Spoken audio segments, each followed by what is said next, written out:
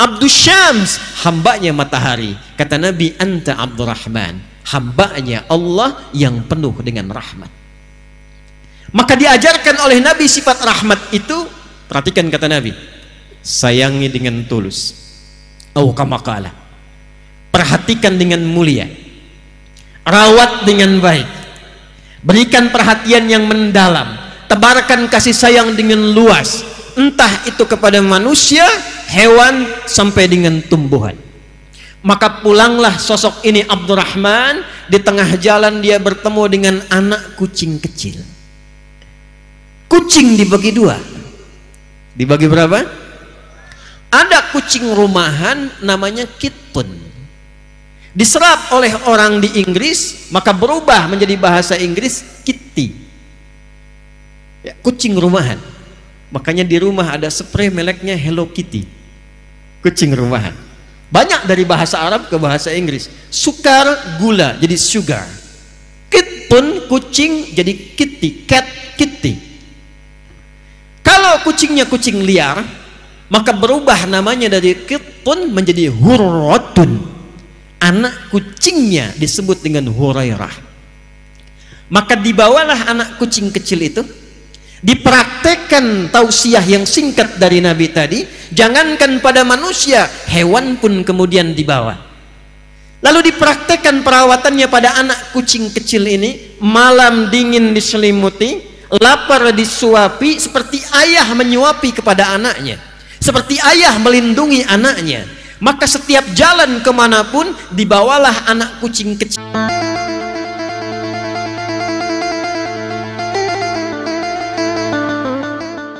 Assalamualaikum warahmatullahi wabarakatuh.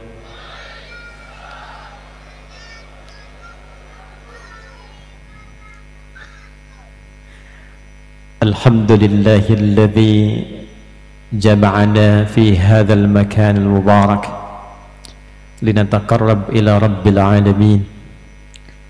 Wassalatu wassalamu ala rasulillahilladzi ursila rahmatan lil alamin wa ala alihi wa sahbihi wa dzurriyyatihi wa ummatihi ila yaumiddin wa ba'd. Ini saya jawab pantunnya banyak rupanya tadi. Jadi saya jawab pakai satu pantun saja ya. Aura kasih makan udang. Alhamdulillah ada cakepnya. Makan udang sambil tertawa. Terima kasih sudah diundang. Diundang di tempat yang sangat istimewa. Yang kita hormati, kita banggakan tuan rumah keluarga besar Lanud Rusmi Nuryadin, yang kita doakan pada Allah Subhanahu wa taala seluruh keluarga besar Lanud ini yang dipimpin saat ini oleh Marsikal pertama Muhammad Nurdin dan jajarannya. Semoga Allah Subhanahu wa taala memberkahi tempat ini, menyehatkan, memuliakan semua yang bertugas di tempat ini, dan mudah-mudahan tempat ini dijadikan sebagai bagian dari tempat yang bersaksi di hadapan Allah kelak bahwa kita pernah berkumpul malam hari ini untuk berzikir dan mengagungkan Allah Subhanahu wa taala di tempat ini. Dan mudah-mudahan tempat ini menjadi satu bagian yang kuat dan kokoh untuk menjaga ketahanan wilayah negara kesatuan Republik Indonesia yang kita cintai. Sebelum saya lanjutkan untuk menyapa, saya ingin sedikit berbagi dengan bagian pesan kuat dari Al-Quran, juga hadis-hadis Nabi Muhammad SAW, untuk membiasakan mendoakan setiap tempat baru yang kita pijak dan orang-orang yang ada di dalamnya, supaya semua mendapatkan kebaikan di sisi Allah Subhanahu wa taala. Quran surah ke-17 Al-Isra di ayat ke-80 sampai dengan 81. wa qur rabbi adkhilni mudkhala sidqin. Dan katakan, sampaikan Muhammad sallallahu alaihi wasallam agar kita membiasakan masuk ke tempat manapun memohon kepada Allah supaya tempatnya diberkahi, diberikan nilai-nilai kebaikan, lalu didetilkan oleh Nabi lewat hadisnya, Allahumma inni as'aluka khairaha wa khaira ahliha. Ya Allah, aku bermohon semoga orang-orang yang ada di tempat ini orang-orangnya menjadi baik, dan aku memohon kepadamu ya Allah, tempat yang kami pijak pun menjadi tempat yang baik. Karena itu kita turut mendoakan dan menyapa selain keluarga besar tuan rumah di Lanud Rusmin Nuryadin ini, di hadapan kita semua saya mohon dan minta maaf membelakangi ada unsur Forkompinda yang hadir saat ini, baik mewakili Bapak Gubernur, kita juga dengar tadi ada dari Kajati Pengadilan Agama, kemudian membersamai kita Pak Kapolda, sahabat kami Pak Muhammad Iqbal beserta Ibu. Kita doakan semuanya dan kita kirimkan pesan malam ini dari Pekanbaru, dari Lanud ini, insya Allah malam ini pejabatnya, pemangku kepentingannya, rakyatnya semua kompak untuk berzikir demi membangun negara kesatuan Indonesia dan makmur dan sejahtera insya Allah. Bu, yuk, jam berapa sampai sini? Jam 4, Masya Allah. Yang jam 5, yang maghrib di sini, yang zuhur di sini, nggak ada. Tadi saya sampai sudah lewat ya. Ini terima kasih, tempatnya luar biasa. Malam ini bukan konser musik ya. Ini panggung khusus yang didesain untuk tausiah spiritual. Jadi beliau tadi dan Lanud siapkan, Ustadz, kalau mau nyapa jamaah kami siapkan ke depan kurang lebih sampai 6 meter supaya bisa lebih dekat dengan keluarga jamaah yang dicintai. Takbir. Quran surah ke-21 ayat 107. Kita biasakan dengan Quran supaya tidak ada yang bisa menolak dan mengelak. Yuk kita baca. Wa ma arsalnaka illa rahmatan lil. Wa ma arsalna. Kita bahas pakai na-nya dulu. Jika ada dalam Al-Quran kata kerja, kalimat, ayat yang diselipkan menggunakan na, bacanya panjang. Wa ma arsalna inna khalaqna, maka na-nya fungsinya dalam ilmu nahwu li ta'zimin nafsi fi ta'zimi sya'ni. Paham? Tidak.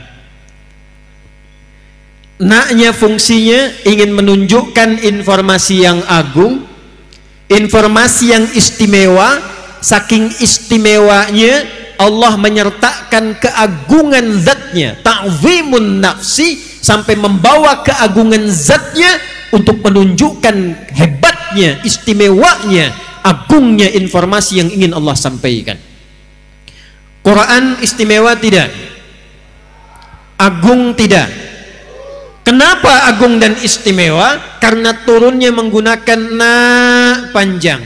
Inna anzalnahu fi lailatil, sama persis dengan bahasa turunnya Quran, ungkapan yang sama, diutusnya Nabi Muhammad sallallahu alaihi wasallam, sama pentingnya dengan diturunkan Al-Quran. Al-Quran turun pakai na, inna, Nabi Muhammad diberikan tugas dan diutus pakai na. Wa ma arsalna, dan demi keagunganku, demi keagungan zatku, kata Allah, tidaklah aku mengutus seorang nabi yang teragung. Jadi ketika Nabi Muhammad SAW diutus dan kalimat dalam Qurannya, ayatnya menggunakan na, memberikan kesan nabi ini lebih agung dibandingkan dengan nabi-nabi lainnya. lebih istimewa dibandingkan dengan nabi-nabi lainnya. Adam istimewa, tapi ketika dipilih oleh Allah, kalimatnya cukup menggunakan istafa. Nuh istafa, Ibrahim istafa, keluarganya Imran sampai Isa alaihi salam istafa. Ali Imran ayat 33, innallaha istafa Adam wa Nuha wa ala Ibrahim wa ala Imran 'alal 'alamin. Nabi Muhammad tidak, kata Allah, wa ma arsalnaka, dan demi keagunganku tidaklah aku utus rasul yang terhebat ini, yang paling mulia ini, yang paling agung ini, kecuali membawa satu sifat yang termulia. Satu sifat yang termulia. Jadi keagungan Allah ini dilekatkan pada misinya Nabi dengan satu sifat, rahmatan lil alam. Allahu akbar. Tidaklah aku utus rasul teragung ini demi keagungan zatku, kata Allah, kecuali dia membawa rahmat untuk semesta alam. Jemaah sekalian, apa itu rahmat? Dan apa alam yang dimaksudkan di sini? Dan yang ketiga, apa yang diinginkan Allah dengan ayat ini untuk orang-orang yang mengaku umatnya Nabi Muhammad SAW? Saya mau tanya dulu nih, di sini yang umatnya Nabi Muhammad boleh angkat tangan tuh? Semuanya, yakin nih? Baik, kita cek dulu nih. Di sini yang pernah cela orang angkat tangan. Di sini yang pernah bikin hoax angkat tangan tuh. Di sini yang pernah merendahkan orang angkat tangan. Tuh. Saking susahnya ngangkat tuh paling banyak, makanya nggak bisa ngangkat tuh ya. Kalau mencela itu rahmat bukan? Merendahkan orang itu rahmat bukan? Merampok itu rahmat bukan? Menghina itu rahmat bukan? Saya tidak utus Nabi Muhammad, kata Allah, yang teragung itu kecuali bawa rahmat. Dan tidak pernah ada orang mengaku umatnya Rasulullah kecuali mendapatkan percikan dari rahmat itu. Itulah yang sekarang coba kita akan kaji. Pulang dari sini, insya Allah setiap kita berubah menjadi pribadi yang dirahmati oleh Allah Subhanahu wa ta'ala. Cukup dengan amin, kita ngaji dulu tuh. Ayo, satu, kita mulai pelan-pelan. Bismillahirrahmanirrahim. Gak usah diikuti. Saya mau mulai pelan-pelan. Satu, apa itu rahmat? Dua, apa itu al-alamin? Dan yang ketiga, apa ciri-ciri orang yang mendapatkan rahmat sebagai umatnya Nabi Muhammad sallallahu alaihi wasallam? Satu kali, coba dicek di hadis Muslim, nomor hadis 2539, yang meriwayatkan sahabat Nabi dulu agamanya Majusi, kemudian bingung dengan Majusinya, dia pindah kemudian masuk Kristen, lalu mendengar ada seorang mengaku Nabi di satu kota Yathrib yang berubah menjadi Madinah. 3 tahun sebelum Nabi wafat, tepatnya tahun 7 Hijrah, berangkatlah orang ini namanya Abdus Syams untuk mengkonfirmasi. Begitu melihat sosok ini, belum bicara, melihat wajahnya, senyumnya tulus, perhatiannya bagus, menyambut dengan keadaan yang baik, memperhatikan dengan sempurna, pandangan pertamanya kepada Nabi menjadikan pribadi ini langsung jatuh cinta kepada Rasulullah sallallahu alaihi wasallam. Tanpa diminta masuk Islam, tanpa diajak, tanpa diceramahi, asyhadu an la ilaha illallah wa asyhadu anna Muhammadar Rasulullah. Sosok ini masuk Islam, lalu dirubah namanya oleh Nabi dari Abdus Syams menjadi Abdurrahman. Ini sanad ilmu, boleh merubah nama kalau dari nama yang dibawa itu tidak membawa sifat dan makna yang baik, atau namanya bertentangan dengan sifat dan keagungan Allah Subhanahu wa ta'ala.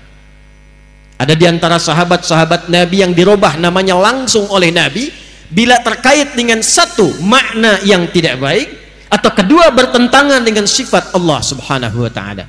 Abdus Syams, hambanya matahari. Kata Nabi, anta Abdurrahman, hambanya Allah yang penuh dengan rahmat. Maka diajarkan oleh Nabi sifat rahmat itu, perhatikan kata Nabi, sayangi dengan tulus. Oh kama qala, perhatikan dengan mulia, rawat dengan baik, berikan perhatian yang mendalam, tebarkan kasih sayang dengan luas, entah itu kepada manusia, hewan, sampai dengan tumbuhan. Maka pulanglah sosok ini Abdurrahman, di tengah jalan dia bertemu dengan anak kucing kecil. Kucing dibagi dua. Dibagi berapa? Ada kucing rumahan namanya Kitpun. Diserap oleh orang di Inggris, maka berubah menjadi bahasa Inggris Kitty. Ya, kucing rumahan. Makanya di rumah ada spray mereknya Hello Kitty. Kucing rumahan. Banyak dari bahasa Arab ke bahasa Inggris. Sukar, gula jadi sugar. Kitpun, kucing, jadi kitty, cat, kitty.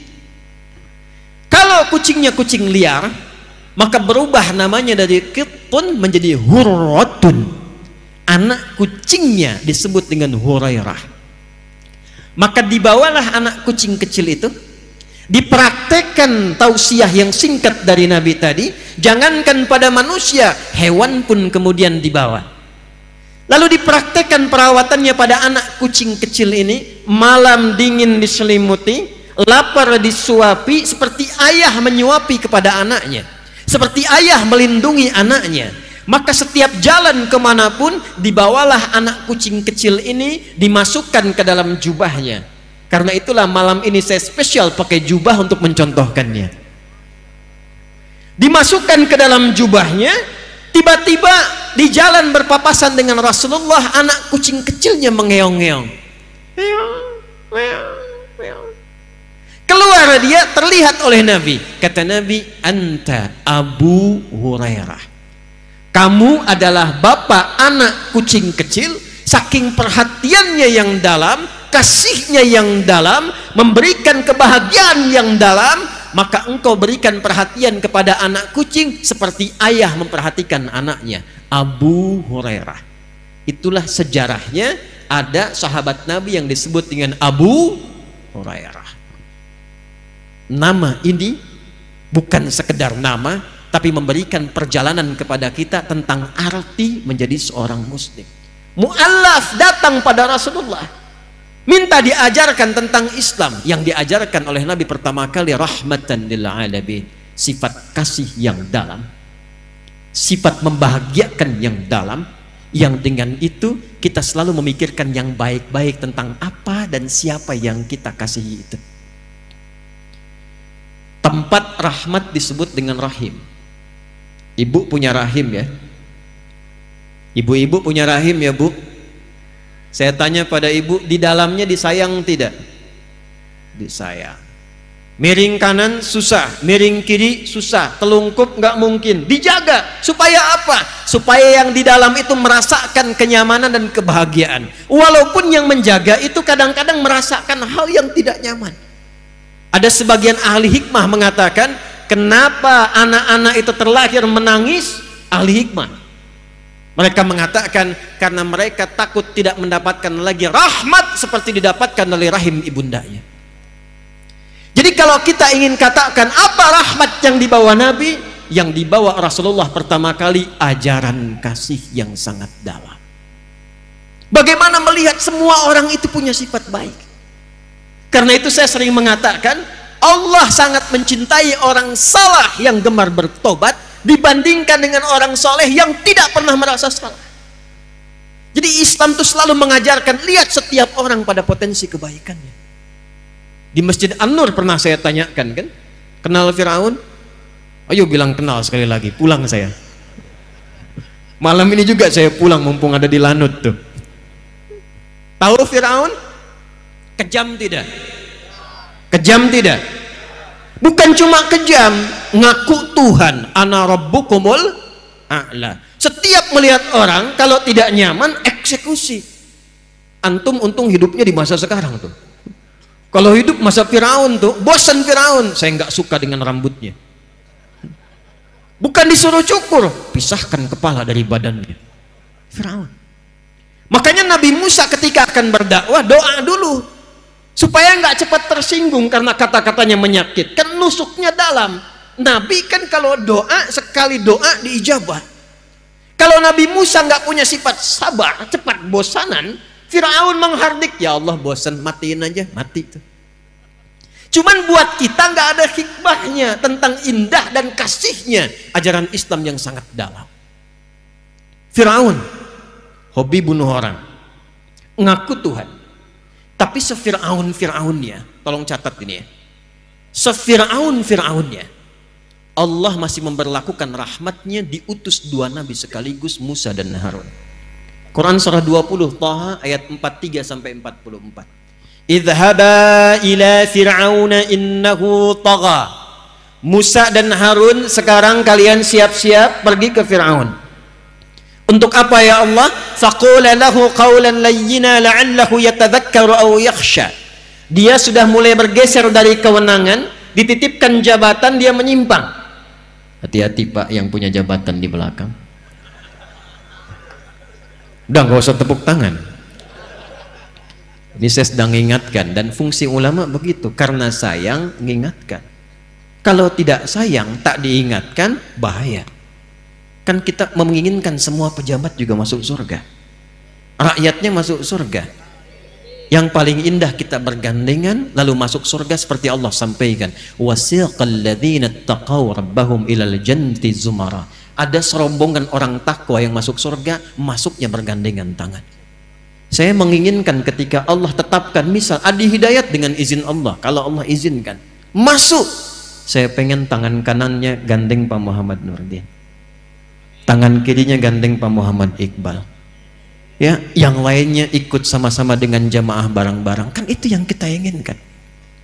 Karena itu kalau ada pejabat kami beri masukan, jangan marah ya Pak, karena sayang.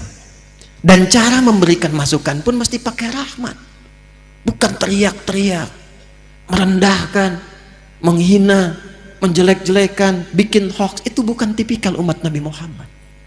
Seburuk-buruknya Firaun, seburuk-buruknya, kata Allah, ini punya jabatan, ada setannya, setan khusus menggoda pejabat. Nanti kalau lain waktu saya kesini lagi, materinya bikin khusus Pak, fikih setan. Ada 9 jenis setan, 9 Anda bayangkan. Bu, di rumah tangga ada setan khusus Bu, tugasnya memecah belah suami istri, namanya Dasim, perempuannya Dasimah. Betul, saya tidak bohong, ada di Al-Baqarah ayat 102, yufarriquna bainal mar'i wa zawji.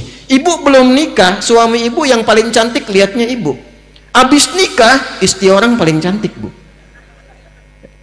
digambarkan. Karena itu bagaimana nanti konsisten mendapatkan kenyamanan dalam rumah tangga, ada fikihnya. Di jabatan juga ada setannya. Tapi perhatikan baik-baik, kata Allah, Musa, Harun, ini ada potensi Firaun, kedudukannya diselewengkan. Engkau aku tugaskan, perhatikan baik-baik, bukan ingin menurunkan jabatannya, datang kepadanya, sampaikan dengan lemah lembut supaya ia kembali pada kewenangan yang baiknya dan memberikan putusan-putusan yang bermaslahat. Faqula lahu qawlan layyina, katakan kepadanya dengan lemah lembut. Jadi yang paling indah dalam Islam, tidak ada satupun kemudian ajakan, tidak ada satupun arahan untuk menjatuhkan seseorang dari kekuasaannya, tapi berikan nasihat yang lembut untuk menyadarkannya supaya kembali pada kebaikan. Hati-hati di jabatan, ada peluang untuk menyeleweng, tapi datang kemudian fungsi ulama, luruskan dengan penuh kesantunan dan kebaikan. Turun, faqula lahu qawlan layyina, katakan dengan lemah lembut. Saya mau tanya pada Anda, ini yang di depan Anda semua Firaun bukan? Firaun bukan? Bukan. Muslim bukan? Firaun Muslim bukan? Firaun bukan Muslim, belum beriman dan tidak beriman, pongah, ngaku Tuhan, kasar sikapnya. Diturunkan Musa dan Harun utusan, katakan yang lemah lembut. Kita, saya, Anda sama-sama muslim. Allah tugaskan dan amanahkan dengan tugas-tugas berbeda. Ada yang pemimpin, ada yang pebisnis, ada yang arsitek, ada yang ulama, ada yang di kebun, ada yang berbisnis. Semua beragam dan mengaku muslim. Kalau pada non-muslim saja ayat Quran datang untuk menanamkan rahmat, maka bagaimana dengan sesama muslim? Turun ayat, innamal mu'minuna ikhwah. Sepanjang seseorang mengaku dan mengatakan dia beriman, maka kata Al-Quran, posisikan orang beriman itu sebagai saudara sebapa. Punya adik, punya kakak, pernah mencela kakak, pernah mencela adik. Enak gak saat mencela adik?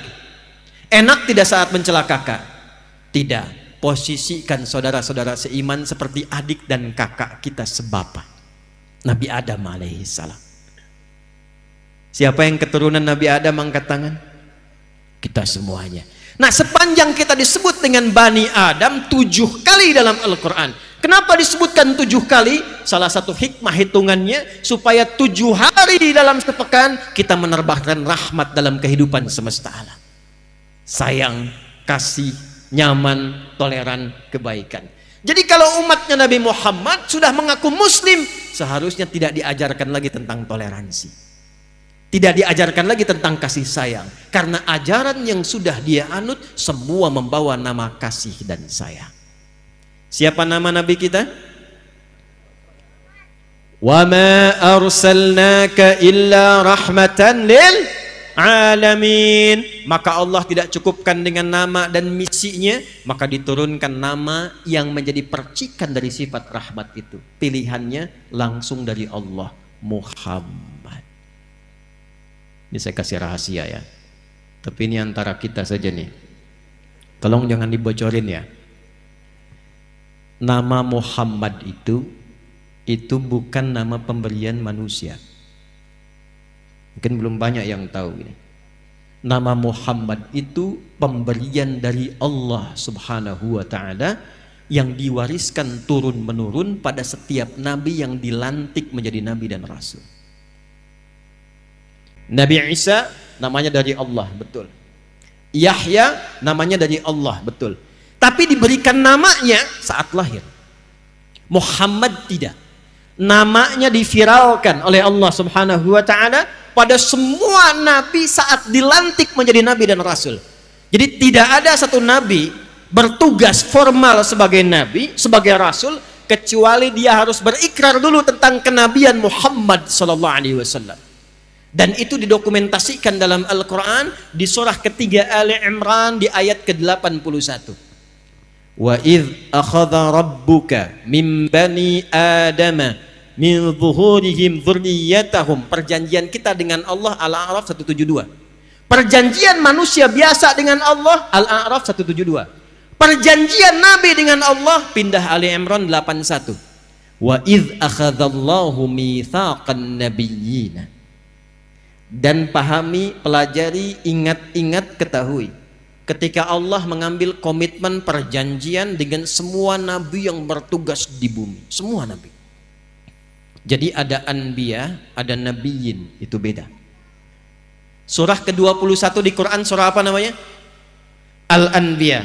Kalau disebutkan anbiya itu artinya beberapa nabi. 3, 4, 5 anbiya. Kenapa disebut surah Al-Anbiya? Karena di dalamnya ada pelajaran tentang kehidupan beberapa nabi.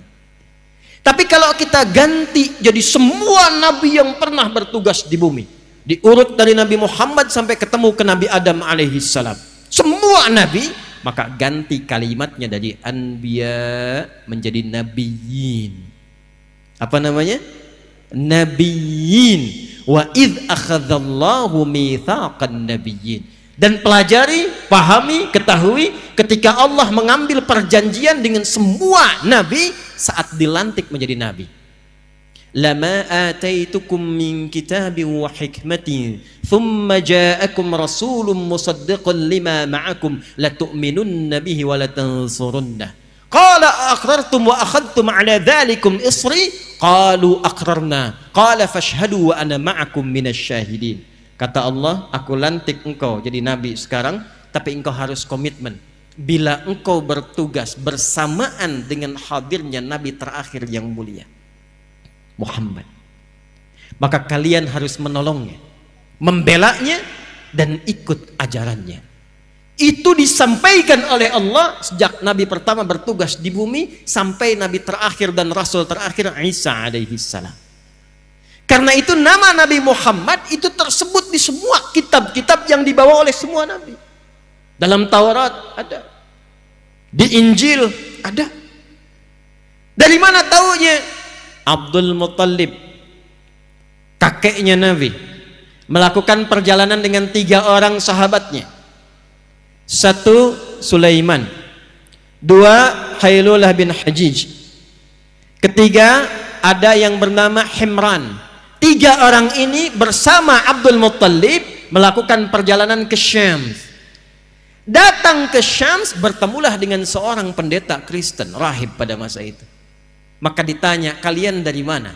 Kata Abdul Muttalib, kami dari Mekah. Tempatnya di sini, posisinya di sini. Kata pendeta ini, perhatikan baik-baik. Akan datang dari tempat kalian seorang nabi terakhir, nabi yang istimewa, namanya Muhammad. Namanya siapa? Muhammad. Jadi di masa-masa lalu namanya sudah ada. Namanya Muhammad. Maka 4 orang ini sepakat, kalau nanti mereka punya cucu lahiran, orang pertama yang punya cucu akan diberi nama dengan Muhammad, warisan dari nama yang disampaikan pendeta tadi yang sanadnya tersambung sampai dengan ke atas. Maka ternyata yang punya anak duluan putranya Abdul Muttalib, namanya Abdullah, dan lahirlah dari Abdullah itu, dari rahim istrinya Aminah radhiyallahu taala anha, lahir seorang anak diberi nama siapa? Muhammad. Jadi bukan nama biasa. Pertanyaannya, apa artinya Muhammad? Tuh. Apa kaitan dengan moderat dan toleransi? Apa kaitan dengan rahmat? Muhammad itu bentuk superlatif, sirah mubalaghah dari kata Mahmud. Saya senang bahas nama ini karena dan lanut dengan Pak Kapolda Muhammad namanya tuh. Ya. Nanti kita lihat contohnya langsung, termasuk kita deh. Mahmud, jika ada orang punya sifat baik secara sosial, maaf, 1 sifat saja, jujur tapi kurang sabar, nah, itu Mahmud. Oh, jangan tunjuk orang Mahmud ente. 1 sifat, konsisten di 1 sifat baik, yang lain belum. Tapi kalau Anda ingin gabungkan semua sifat baik secara sosial, sabar, jujur, suka menolong, sopan, lemah lembut, penuh senyum, gabungkan jadi satu sebagai sifat kasih yang dalam dari pancaran rahmat, maka jadikan namanya dari Mahmud menjadi Muhammad. Kenapa Nabi ini disebutkan dengan nama Muhammad? Ingin memberikan gambaran yang sesuai dengan misi yang dibawa. Wa ma arsalnaka illa rahmatan lil alamin. Kumpulan sifat rahmat itu bila diteruskan dalam pergaulan kehidupan kita secara sosial, maka namanya disebut dengan Muhammad. Dan nama itu nggak pernah ada di lingkungan jahiliyah pada masa itu. Abu Lahab ada, Abu Jahal ada, Zaid ada, Usamah ada, Muhammad tidak ada. Jadi ketika diberi nama oleh Allah dengan Muhammad, ingin memberikan kesan, tidaklah Nabi ini bergaul dengan siapapun dalam kehidupannya kecuali membawa contoh kemuliaan dan kebaikan. Balik ke hadis Muslim, nomor hadis 2539 tadi, riwayat sahabat Abu Hurairah. Beberapa sahabat datang kepada Nabi berkata begini, ya Rasulullah, tolong doakan sama Allah supaya mengazab dan melaknat orang musyrik itu, katanya. Udah didakwahin gak mau masuk Islam juga, dibaik-baikin masih ngejahatin juga. Ya Rasulullah, mohon angkat tanganmu, mohon doakan pada Allah supaya mengazab mereka. Apa jawab Nabi? Perhatikan baik-baik. Innama bu'ithtu rahmatan wa ma bu'ithtu la'anan. Aku ini diutus membawa rahmat. Aku diutus membawa ajaran kasih. Aku diutus untuk mengajar kebaikan, bukan untuk laknat orang. Muhammad. Allahu Akbar. Salat depan Ka'bah, ruku. Begitu ruku, datang orang iseng naruh kotoran di punggung Nabi. Kotoran cukup banyak. Saya tanya antum deh ya. Kalau sedang sholat, ditaruh kotoran di belakang tuh, di punggung kita taruh kotoran. Kira-kira kalau kita tahu orangnya, apa respon kita? Loh, ketawa aja, selesaikan. Bangun Nabi, selesai sholat, cukup dibersihkan kemudian dan dimaafkan oleh Nabi SAW. Alasannya sederhana, karena dia naruh kotoran itu bukan karena benci, karena tidak tahu tentang status Nabi. Yang paling tinggi lagi nih, Nabi datang ke Taif. Tahu Taif? Ya, lampu merah sonoan dikit tuh. Di Mekah diusir, datang ke Taif. Sekampung Taif diprovokasi satu orang. Anak-anaknya keluar, remajanya keluar, dewasanya keluar. Dia bawa batu lempar Nabi.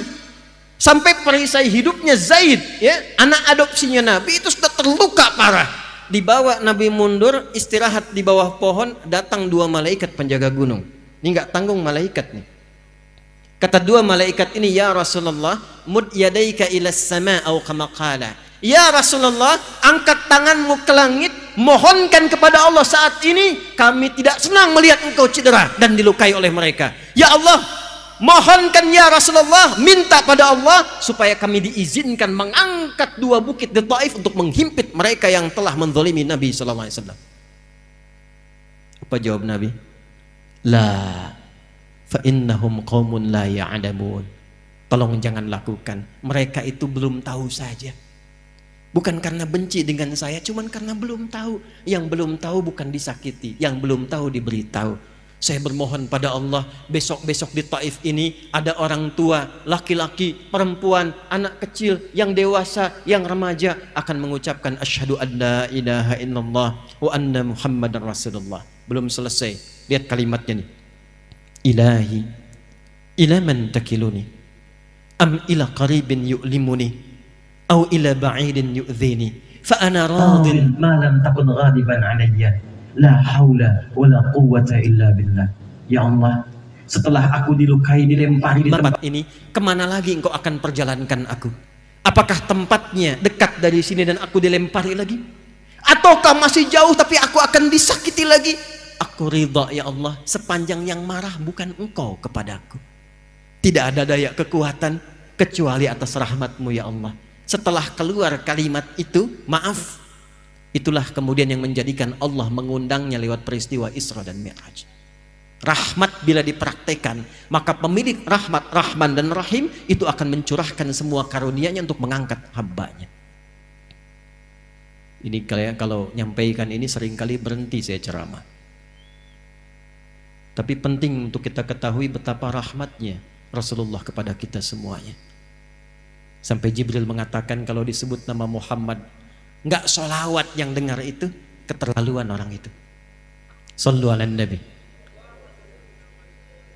Ini riwayat memang perlu diverifikasi tapi dalam.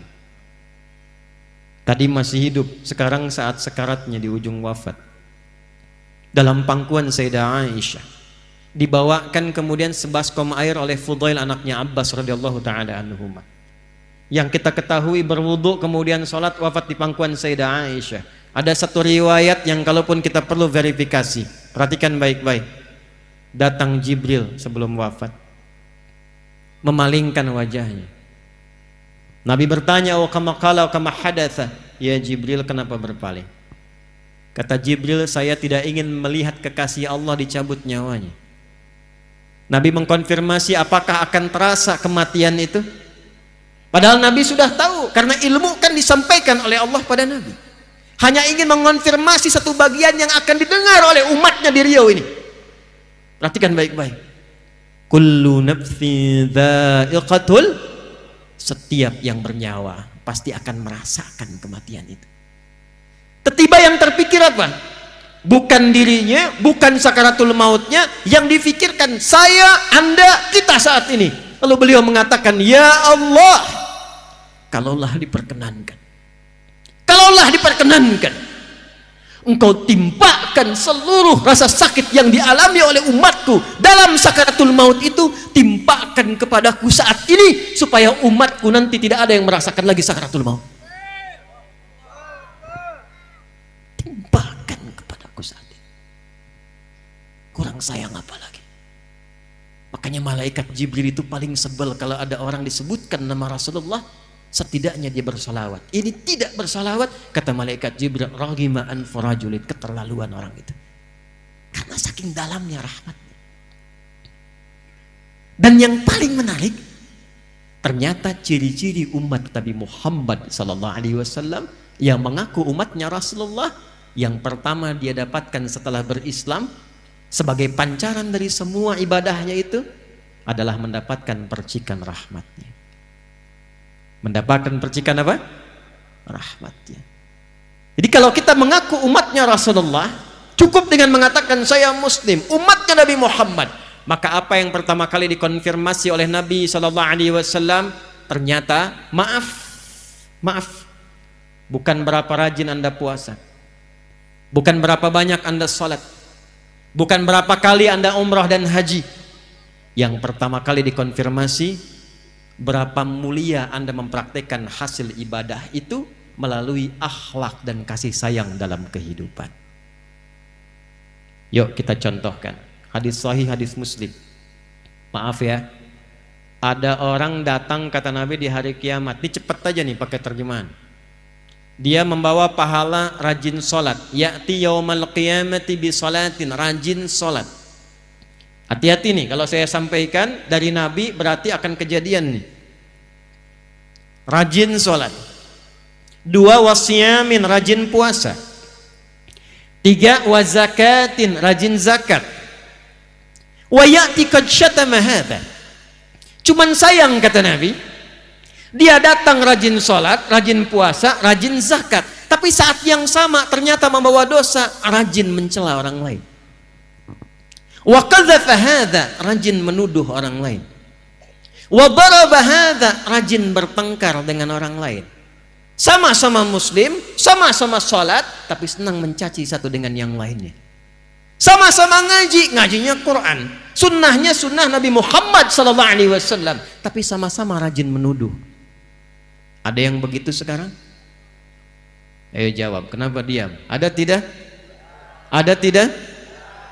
Yang paling dahsyat tuh yang terakhir tuh, wasafaka dama hadza. Ada yang kelihatannya sholat, rajin kumpul-kumpul, tapi ternyata tidak membekas dari sholatnya, dan dia menumpahkan darah membawa nama Islam di dalamnya. Tembak orang, Allahu Akbar, bom orang, Allahu Akbar, dan tidak dibenarkan dalam syariat. Dan itu kejadian. Ini seringkali saya bahas ya, untuk tidak pernah berulang. Insya Allah tidak akan kejadian lagi di negara kesatuan Republik Indonesia ya. Pak Kapolda, Pak Iqbal itu waktu kejadian bom di Jalan Tamrin itu buar meledak itu Bu, saya itu sedang di Lampung Bu, itu jamaah instruksi angkat tangan, Ustadz, apakah bom di Jalan Tamrin termasuk jihad fisabilillah? Saya bilang, Mas, sependek pengetahuan saya, jihad fisabilillah itu jihad di jalan Allah, bukan di Jalan Tamrin. Kata Nabi akan ada umat yang aneh-aneh begitu tuh. Nah kalau ada yang begitu, itu berarti belum berhasil sholatnya. Karena orang kalau sudah sholatnya benar itu, yang pertama dikonfirmasi itu bukan berapa panjang rukuknya, bukan berapa panjang sujudnya, tapi yang dikonfirmasi oleh Allah, innas sholata tanha anil fahsya'i wal. Itu apa itu fahsya? Keburukan yang bersumber dari syahwat, pornografi, porno aksi, LGBT, kata-kata jorok, kata-kata kotor.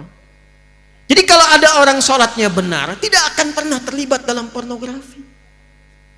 Kalau ada orang sholatnya benar, tidak akan melambai. Bukan di sini nih ya, bukan di sini nih. Jakarta sono ada yang tangkap sama polisi, terima kasih itu. Malam-malam kena razia. Nama siapa? Nia Pak. Yang benar Nia. Nama lengkap Kurniadi. Sholat tuh nggak begitu. Laki-laki, laki-laki, perempuan, perempuan. Ya, hati-hati. Jangan sampai Anda sholat ternyata diperiksa di handphone yang dibawa dalam sholat gambar-gambar yang tidak elok. Itu fahsya, Joni. Itu fahsya. Jadi nggak mungkin ada orang sholat melanggar ketentuan sholat, keluar dari rahmat, berbuat fahsya. Itu mustahil. Zina, fahsya. Selingkuh, fahsya.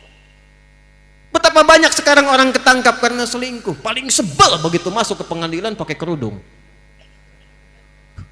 Begitu ditangkap pakai peci. Ya. Dan ini yang pertama kali dikonfirmasi. Orang sholat itu pasti pancaran pertamanya rahmat. 2, mungkar. Keburukan yang diingkari oleh hati, sumbernya maaf, nafsu perut dan akal. Menipu, mungkar. Bikin hoax, mungkar. Berselisih, mungkar. Merampok, mungkar. Membunuh, mungkar. Korupsi, mungkar. Yang dicek oleh Allah pertama kali konfirmasinya, sekali lagi, bukan berapa panjang Anda rukuk dan sujud, berapa banyak Anda menebarkan rahmat selepas sholat. Karena itu sholat ditutup dengan kalimat rahmat, damai, tenang, tentram. Assalamualaikum warahmatullahi wabarakatuh. Assalamualaikum warahmatullahi wabarakatuh. Karena kita dalam setiap gerakan sholat dilatih 3 hal. 1, menebarkan salam. 2, menebarkan rahmat. 3, menebarkan berkah. Orang sholat. Jadi mustahil ada orang sholat korupsi. Tangan tahiyat tuh nggak mungkin dipakai maksiat. Malu. Tiap hari jari telunjuk nih pakai tahiyat. Bahkan ada yang gerak-gerak begini tuh. Nanti kita belajar, ya. Kita belajar. Jangan dikit-dikit bid'ah, dikit-dikit salah ntar ya. Ya, kita belajar. Intinya tangan tahiyat, telunjuk pakai sholat. Tahiyat, ada yang lurus, ada yang begini, ada yang gerak-gerak, dipakai sholat. Apa enggak malu telunjuk ini digunakan maksiat? Hati-hati pas sekda tuh ya, teman-teman yang lain. Lagi ada proyek, tawaran datang, orang mengatakan, Pak, ini kan ada renovasi. Kami ikut Pak, Bapak tunjuk langsung fee-nya 10 miliar. Mau Pak? Karena beliau udah ngaji, beliau jawab, maaf ya, ini telunjuk saya telunjuk tahiyat, tidak akan saya gunakan untuk maksiat. Masya Allah. Ya. Ya, tapi namanya setan.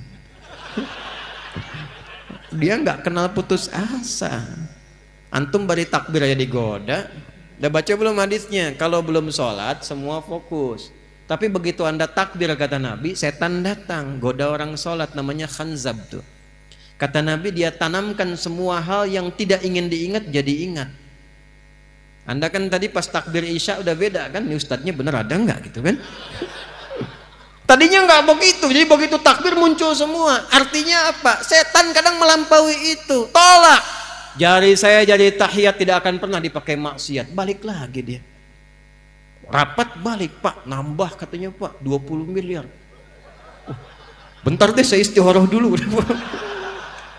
Nggak boleh ada istihoroh dalam maksiat Pak. Istihoroh. Nah itu perilaku itu ada. Apa yang terjadi? Jangan main-main tuh. Hadis Muslim, standar kedua dalam sahih di bidang hadis, Bukhari dan Muslim, sahih. Maka apa yang terjadi? Maaf ya, maaf nih. Kalau ada orang sholat lalu mencela dan nggak tanggung-tanggung yang dicela imamnya tuh. Begitu keluar tuh imamnya belagu banget tuh, baru lulus dari pesantren aja Yasin. Padahal maghrib sholatnya misalkan. Itu maaf tuh. Kalau ada orang sholat lantas mencela orang lain, itu pahala sholatnya langsung ditransfer kepada yang dicela itu. Jadi Masya Allah tuh, enak tidak dicela? Pengen ditransfer. Ini baru pulang umrah nih, habis umrah misalnya, maaf nih ya, membanggakan diri, menzalimi orang. Zakat, habis zakat misalnya mengangkat status, merendahkan yang dizakati. Ya izin Pak, ini saya ada zakat, memang nggak banyak, cuma 25 juta. Waduh Pak, terima kasih banyak Pak, semoga Bapak berkah. Enggak, ini kan dari Allah saja. Ini kan kewajiban saya, Bapak kan miskin. Misal. Memang keluar tapi nyakitin, itu terima uangnya, Saat Anda menerima itu, Anda mendapatkan plus transferan pahala zakat dia pada Anda. Itu begitu seseorang berbuat baik dalam amalan ritual, berbuat buruk secara sosial, terjadi transfer pahala kepada yang dizalimi. Fa in faniyat hasanatuhu, jika habis bekal baiknya, ada sisa menzalimi orang, dibawa keburukan orang itu ditimpakan kepadanya, faturiha finnar, maka dilemparkan ke dalam neraka, disebut oleh Nabi al-muflis, orang bangkrut. Jadi perkara rahmat itu bukan perkara asing bagi kita. Perkara berbuat baik itu bukan perkara yang sederhana, tinggi, sampai semua ibadah ritual itu ukuran akhirnya adalah nilai-nilai kebaikan yang kita pancarkan dalam kehidupan. Jadi kalau temanya moderat, kita itu udah khatam. Karena semua ayat Qur'annya mengarahkan kita kepada aspek-aspek kemuliaan. Yo, satu sudah tuh. Muhammad tadi sudah kita bahas. Disebut Muhammad dan kita mengaku umatnya Nabi Muhammad, praktekkan ajaran kasih. Kepada siapa? Lil alamin. Apa lil alamin di sini? Saya percepat. Semua alam. Semua manusia alam bukan. Hewan alam bukan. Tumbuhan alam bukan. Allahu Akbar. Orang Islam itu bukan hanya baik sama manusia, pada hewan dan tumbuhan pun baik. Yuk, saya cek pelan-pelan ya. Di sana banyak tumbuhan ada. Tadi lewat tumbuhan kan? Boleh nggak nginjak sembarangan? Boleh nggak nyabut sembarangan? Nih, yang saya gambarkan bukan yang itu. Yang ingin saya gambarkan dalam suasana damai saja nggak boleh ya. Yang mau saya gambarkan suasana perang yang sedahsyat-dahsyatnya. Yang paling dahsyat. Tidak ada kasih sayang, tidak ada kebahagiaan. Makanya di surat At-Taubah, Al-Bara'ah, surah 9, itu kenapa dibukanya tidak dengan Bismillahirrahmanirrahim. Semua surat pakai Bismillahirrahmanirrahim. Cuma surah At-Taubah satu-satunya yang tidak dibuka dengan Bismillahirrahmanirrahim. Tapi Bismillahirrahmanirrahim tetap jumlahnya 114. Karena yang tidak ada di At-Taubah diganti di An-Naml ayat ke-30. Wa innahu min Sulaimana wa innahu bismillahirrahmanirrahim. Kenapa At-Taubah nggak pakai Bismillahirrahmanirrahim? Karena At-Taubah itu izin membela diri saat diinvasi, saat diserang, saat dijajah, datang pasukan mau menghancurkan Nabi di Madinah, turun izin bela diri, disebut dengan jihad. Tapi karena dalam jihad praktek militer itu ada peperangan, tak ada rahmat Allah, tak ada kasih sayang dalam perang, maka tidak dibuka dengan Bismillahirrahmanirrahim. Silahkan tanya pada para pertempur ini, ada nggak dalam perang pakai kasih sayang? Izin nembak ya, dor. Sakit nggak? Maaf ya, nggak ada begitu. Nggak ada bidik-bidik, kunci-kunci, tembak-tembak, nggak ada kasih sayang. Cuman sedahsyat-dahsyatnya perang, maaf, dalam Islam tuh aturannya ketat, jangan cabut tanaman. Di mana ada aturan itu? Dalam perang, jangan mencabut tanaman sembarangan. Jangan menginjak tanaman-tanaman yang sedang tumbuh bagus. Dalam perang, Anda bayangkan. Maka kalau dalam perang saja tidak dibenarkan kita menghilangkan rahmat pada tumbuhan, bagaimana dosanya orang yang menggunduli hutan dalam suasana damai? Bagaimana dosanya orang yang menyebabkan banjir bandang karena menggunduli tidak dikembalikan pada sifat yang baik lagi? Itulah sebabnya kenapa menanam pohon itu begitu banyak pahalanya. Saya senang kalau lihat TNI Polri tanam pohon, itu pahalanya banyak. Karena gambaran dari rahmat. Jadi Islam itu jangankan pada manusia, tumbuhan dijaga. Hewan. Tahu kambing? Tahu kambing? Tahu kambing? Disembelihnya dijatuhkan dulu atau dibiarkan berdiri sembelih? Jatuhkan dulu. Jatuhkannya lemah lembut atau kasar? Oh, masa? Lihat wajah-wajahnya nggak pede itu. Lihat dalam Islam sampai diajarin zikirnya. Teman-teman tinggal buka YouTube, klik ya cara menenangkan kambing sebelum disembelih. Itu ada, tutup dengan telinga ke matanya, bacain depannya, tidur kambingnya. Kalau sapi bacain tenang, jatuhkan lembut, jatuh sendiri. Dalam Islam cuma diajarkan. Yang paling hebat, tajamkan pisaunya sebelum penyembelihan. Kata Nabi, tajamkan pisaumu supaya tidak menzalimi hewan yang akan disembelih itu. Dan dipastikan sekali tarik selesai, bukan digorok-gorok begini. Dan hebatnya, tajamkan pisaumu dan tidak dilakukan di depan hewannya. Awas Idul Adha tuh, jangan sampai terjadi diasah depan kambingnya. Sabar ya, ini bentar nih, paling sebentar klik habis. Ini saya lihat ada aja habis disembelih, kepala kambingnya kasih rokok. Mana oknumnya sini tuh? Itu menghilangkan rahmat. Anda bayangkan hewan. Dan betapa banyak ada orang dapat ampunan Allah karena hewan dan dapat azab karena hewan. Pernah dengar ada seorang perempuan, maaf Bu ya, bukan ibu yang di sini nih. Ya. Seorang perempuan yang dihukum di neraka gara-gara menyiksa kucing. Pernah dengar kisahnya? Miara kucing sengaja tidak diberi makan, dizalimi, tidak diberi minum, hanya diperhatikan sampai datang mautnya.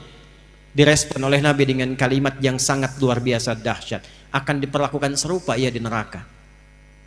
Tapi sebaliknya, seorang perempuan malam yang divonis oleh manusia-manusia dengan perempuan yang kotor, perempuan yang bernajis, taubat hanya karena seekor hewan yang lekat dengan najis di dalamnya. Karena anjing kehausan. Perhatikan indahnya ajaran Islam.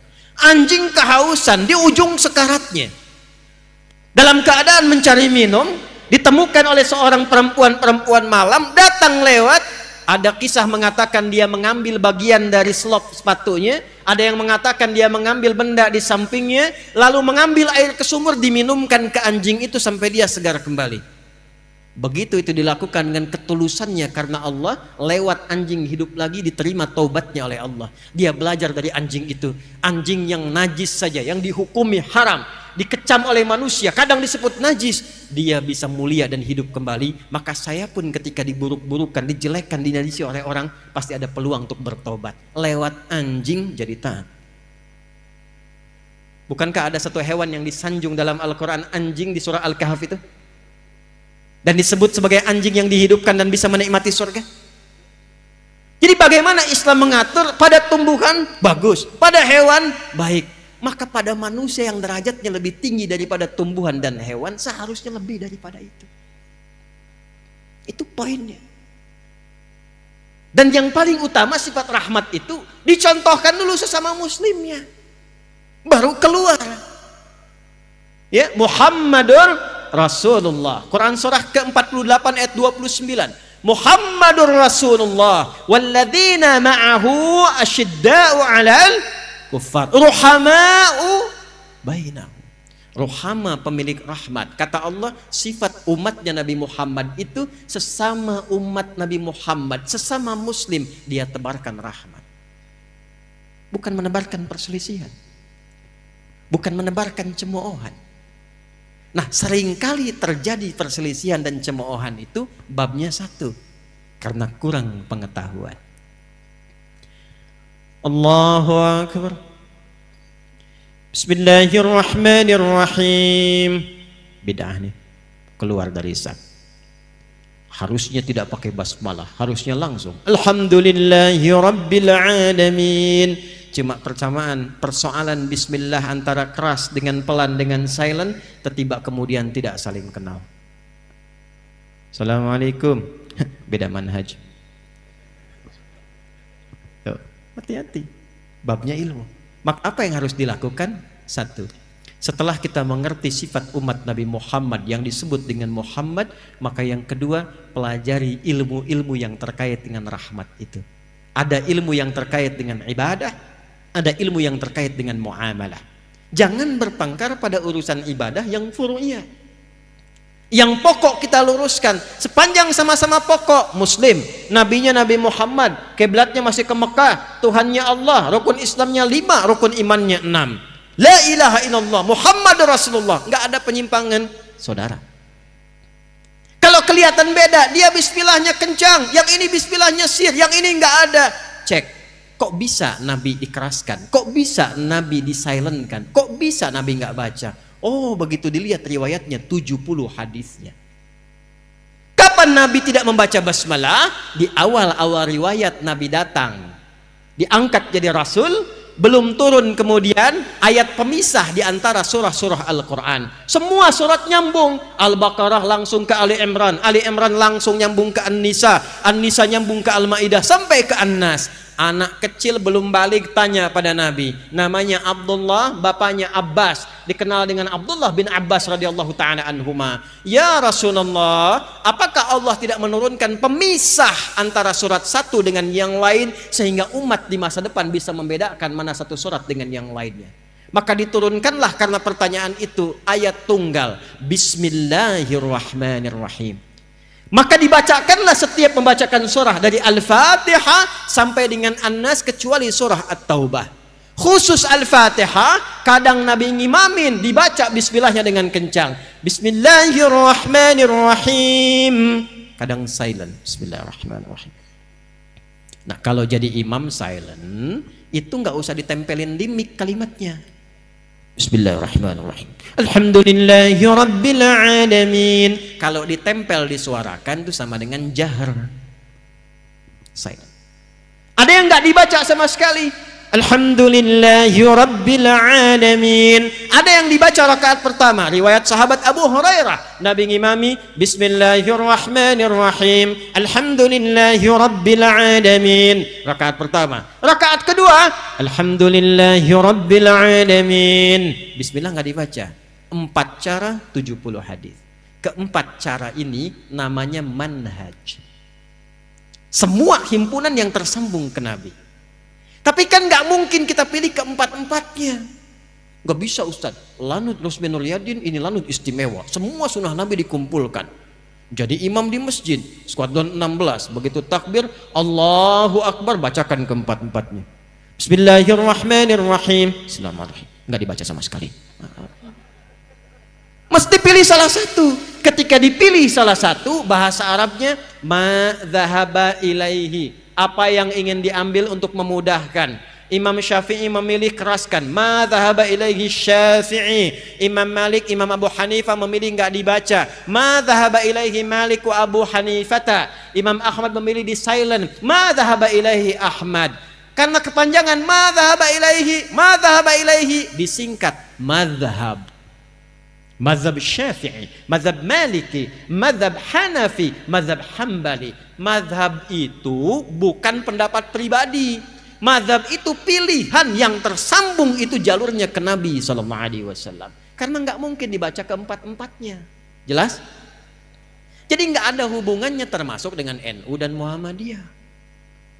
Bismillahirrahmanirrahim. NU nih. Bismillahirrahmanirrahim. Alhamdulillahi rabbil alamin. Muhammadiyah. Karena saat ayat itu turun, Muhammadiyah, NU belum lahir. Ini penting nih saya kasih tahu nih. Saya 2010 tugas di Mekah, Pak. Ya, nyambut jemaah haji pertama, Isya. Jadi begitu masuk, samping saya persis jemaah pertama. Imam saya sudes. Istau. Dalam hati kita bilang kan udah tahu. Takbir tuh. Begitu ngimamin, kan madhabnya Hambali itu, sir. Bismillahirrahmanirrahim. Alhamdulillahi rabbil alamin. Itu komen jamaah pertama samping saya, iki imamnya Muhammadiyah ya. Muhammadiyah cabang Masjidil Haram tuh. Ke sana tuh. Yang perlu kita bangun itu kesamaannya. Karena pendirinya pun bersaudara. Pendiri Muhammadiyah Kiai Haji Ahmad Dahlan. Nama aslinya Muhammad Darwish. Mendirikan Muhammadiyah 18 November 1912. 14 tahun kemudian saudara beliau juga dari jalur berbeda bersaudara. Namanya Kiai Haji Muhammad Hashim bin Asy'ari, mendirikan Nahdlatul Ulama tanggal 31 Januari 1926. Itu dari nasab bersaudara, belajar bahkan pada guru yang sama sebelum ke Mekah, di Kiai Haji Soleh Darat di Semarang. Berangkat ngajinya di tempat yang sama. Ngaji di Syekh Ahmad Khatib Al-Minangkabawi atau As-Sambasi, ada yang mengatakan demikian. Ngaji di Syekh Nawawi Al-Bantani. Kemudian satu memperdalam di Turath, lalu mengarang 19 kitab. Ya, dari mulai Adabul Alim wal Muta'allim, Risalah Ahlussunnah wal Jamaah, kemudian An-Nurul Mubin fi Mahabbati Sayyidil Mursalin, 19 kitab. Itu saya baca, saya pelajarin, saya hafalin tuh. Yang satu lagi mempraktekkan isi kitab, pulang-pulang dipraktekkan. Ini baca, ara'aital ladzi yukadzibu bid-din, fadzalika alladzi yad'ul yatim wa la yahuddu 'ala ta'amil miskin. Langsung praktekkan, bikin panti yatim. Panti yatim bikin rumah sakit. Jadi dakwah yang satu di aspek praktikal, yang satu pada teori klasikal. Itu kalau digabungkan sempurna, kuat, kokoh, dan jadi penopang bagi NKRI kita. Itu yang kita harapkan.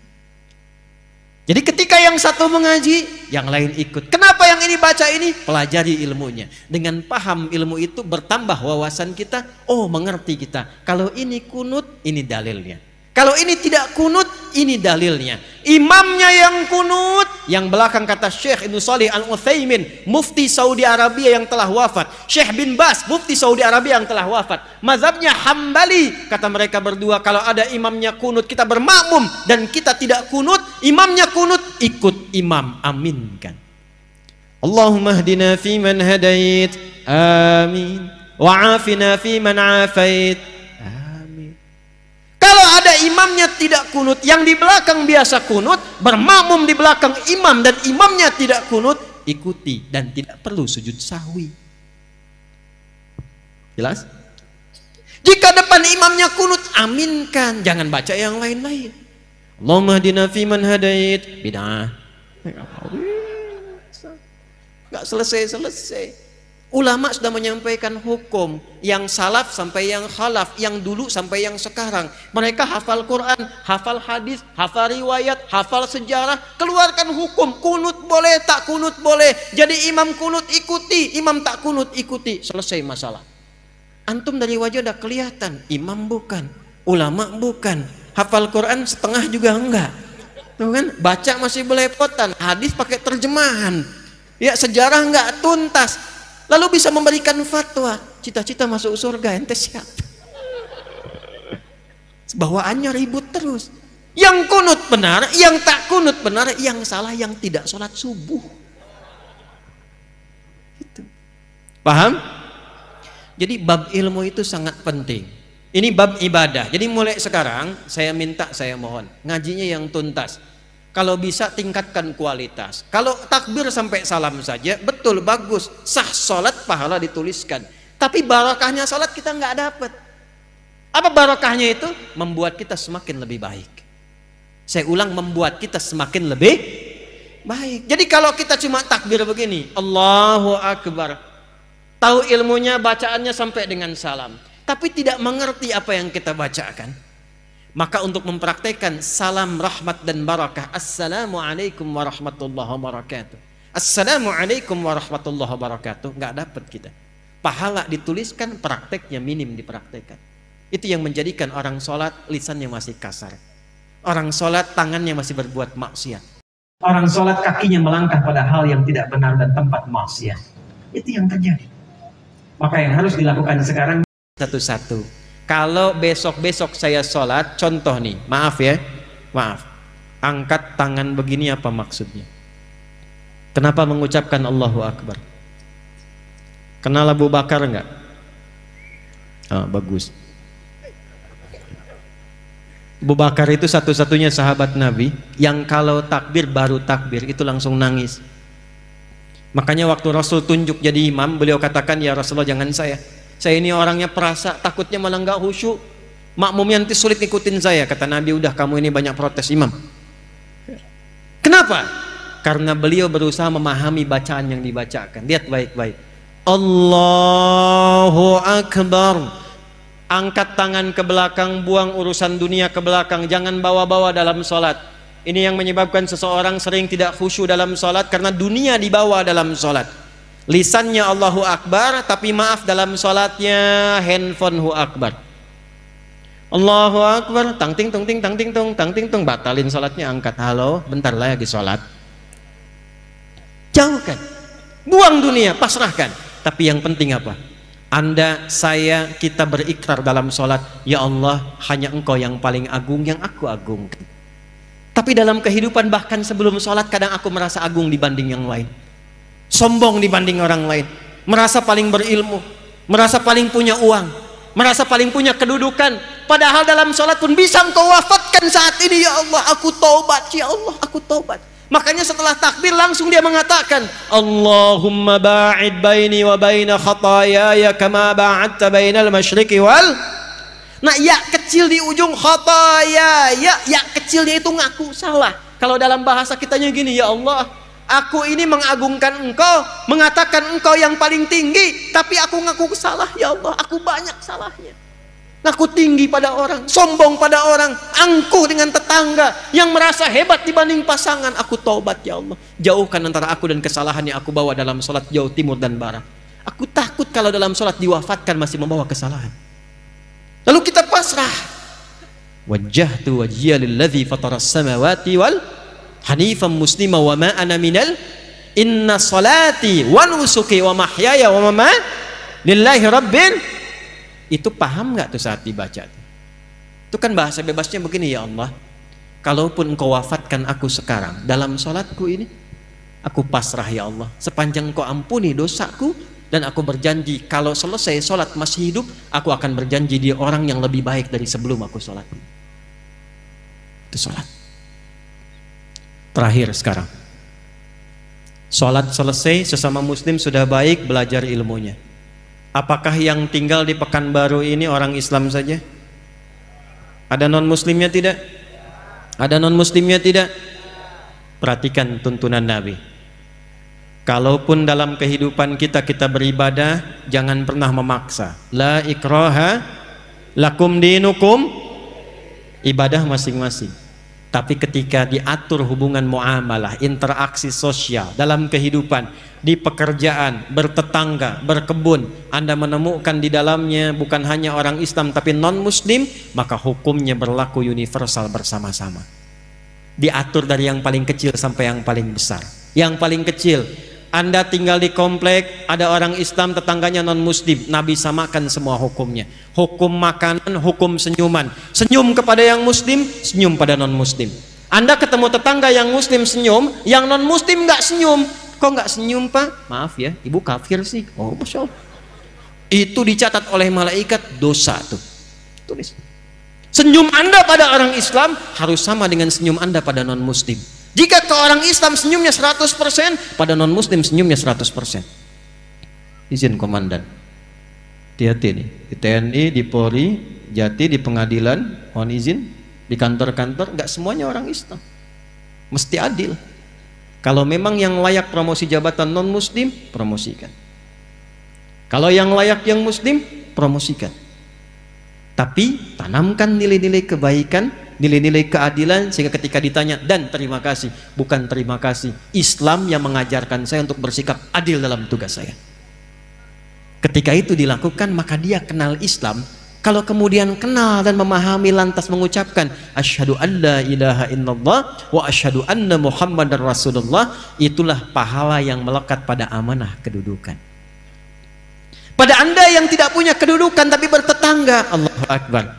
Ingat hadis ini, siapa yang masak makanan baunya sampai ke tetangga, maka bagilah tetangga itu walaupun hanya hafal yang ini nih kuahnya. Jadi ini biasa masak sop ayam, ayamnya dia makan, kuahnya dia kasih tetangga. Tetangganya tanya, kenapa kamu dikasih kuah? Hadis Nabi, Pak. Ini korban terjemahan nih. Maksud Nabi, nanti besok-besok itu orang banyak kreatif bikin bumbu-bumbu. Memang yang dimasak itu cuma, maaf sekali, singkong, tapi bumbunya bumbu rendang. Diambil dari Bukit Tinggi, bikin rendang singkong. Bumbunya rendang, yang dimasaknya apa? Bagi tetangga supaya nggak salah persepsi. Dikiranya memang betul rendang, ternyata rendang bagi. Tapi hadisnya belum selesai. Saya pengen tanya, apakah Nabi pernah mengatakan kalau tetangga Anda muslim saja? Tidak. Nggak ada redaksinya begitu. Makanya ratakan. Bikin rendangnya, kirimkan ke setiap tetangga yang bisa dibagi. Jangan dilewat yang non muslim. Yang Islam bagi, Pak Haji bagi, Bu Haji bagi, Bu Ustadz bagi, tetangga biasa bagi. Tiba-tiba pastor keluar, Pak kayaknya enak rendangnya. Emang sih Bapak sih salah, tokoh kafir. Enggak boleh. Dosa tuh. Itu alih-alih dapat pahala langsung tulis dosa, coret. Datangi, ketuk rumahnya. Selamat pagi, pagi. Ada apa Pak Haji? Ini ada rezeki. Nih ada satu panci rendang. Oh Pak Haji baik sekali. Bukan baik, Nabi Muhammad yang mengajarkan saya untuk berbagi. Kenalkan nama Nabi Muhammad. Besok-besok saat dia mengembalikan panci udah bisa salam. Assalamualaikum Pak Haji itu. Padahal Anda aja haji belum gitu kan. Ajarkan aja enggak. Udah assalamualaikum dan didoakan. Assalamualaikum Pak Haji. Mau ngembaliin panci tuh. Terima kasih Pak, enak sekali. Cuma mau nanya aja, kira-kira hari ini Nabi Muhammad ngajarin berbagi lagi enggak? Itu perkara makanan. Ini saya lihat banyak tumbuhan nih. Hati-hati nih. Ada yang rambutan, ada yang durian, yang macam-macam. Cuman di Islam tuh berlaku hukum ini. Jika tanaman Anda merambat ke tetangga, buahnya masuk, maka hakun mushtarak. Buahnya hak bersama dengan tetangga. Jangan tunggu dia minta. Jangan tunggu. Anda punya rambutan, buahnya ke tetangga. Ketuk pintunya, sampaikan. Bu, ya Pak, ada apa? Itu ada buah. Ya saya tahu pohon rambutan punya Bapak kan. Betul, pohonnya punya saya. Tapi buahnya ke tempat ibu. Jangan tunggu sampai menguning, sampai memerah. Ibu pengen saat hijau pun ambil aja. Nggak usah minta izin sama saya. Aturan dari mana Pak? Nabi Muhammad mengajarkan saya jangan sampai tetangga menikmati dengan pandangan dan menyapu sampahnya saja, dia mendapatkan bagian yang sama untuk mengambil buahnya. Islam. Di mana ada aturan begitu? Cuman itu aturan buat buah aja. Kadang repotnya dia nggak tahu ketika ayam Anda main ke pekarangan dia tuh. Diambil semua. Besok dia datang, Pak, Nabi Muhammad tuh berkah banget ya, ayam Bapak enak banget nih. Nah, saya menginginkan suasana begini nih antar umat Islam itu. Jadi kita internal diperbaiki, sama orang-orang sekitaran kemudian berbuat baik, jaga itu sampai wafat. Jaga itu sampai wafat. Karena kita nggak tahu kapan kita pulang. Mungkin pulang malam ini. Kenapa pada diam ini? Kan udah gelap banget tuh. Ya, senang tidak kalau pulang? Yakin? Senang tidak? Dibilang senang takut malam ini gitu ya. Dibilang tidak ya pulang. Maaf ya, ini hukum psikologi nih. Di mana-mana semua orang pulang itu senang. Nih saya tanya nih, kalau habis lebaran mau Idul Fitri, mau pulang kampung, senang tidak? Senang kan?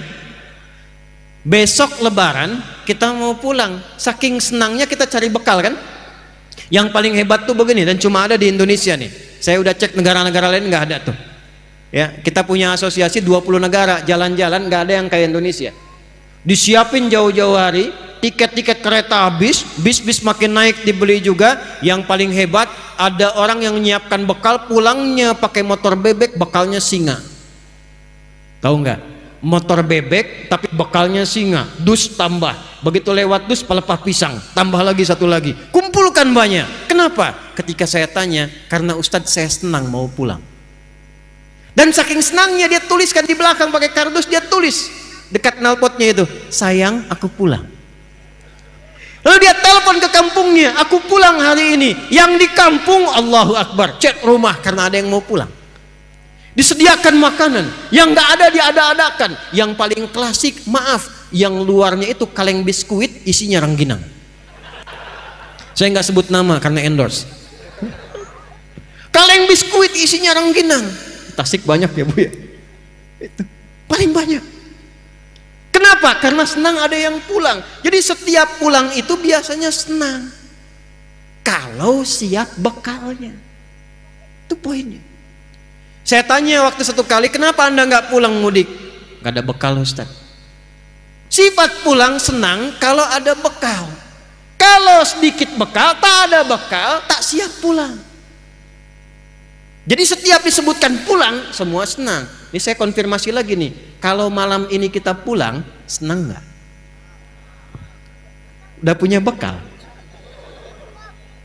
Maka materi yang kita pelajari malam hari ini, bawa dan terapkan. Tobat dulu malam ini. Dengan tobat gugur semua dosa insya Allah. Kecuali utang ya, awas tuh. Utang tetap bayar tuh. Tobat utang tidak lunas dengan tobat. Ya, yang buruknya hilang, yang utangnya lunasi. Begitu selesai kemudian kosong, pulang dari sini jalan itu udah bawa pahala. Ada orang pernah bunuh 99 sampai 100 orang. Dia mau tobat. Begitu mau tobat datang pada seorang kiai. Kata kiai itu, kalau yang kayak kamu ini saya nggak bisa bimbing, tapi saya referensikan pada kawan saya yang di sana. Ini sikap bijak.